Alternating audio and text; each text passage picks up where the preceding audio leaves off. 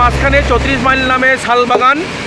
এখানে একটা বড় গাছ দেখছেন আপনি, এখানে ওই গাছ ভেঙে পড়ে গিয়েছিল এবং হাই টেনশন পাওয়ারের উপরে, যার ফলে রাস্তা বন্ধ হয়ে গিয়েছিল।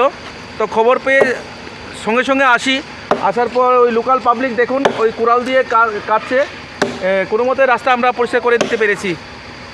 যদিও আমরা ডিজাস্টারকে খবর দিয়েছি, ওনারা আসার কথা, এখনও পৌঁছেনি, তবে তৎক্ষণে কিছুক্ষণের মধ্যে আমরা ওই রাস্তা পরিষ্কার করে দিয়েছি এটা।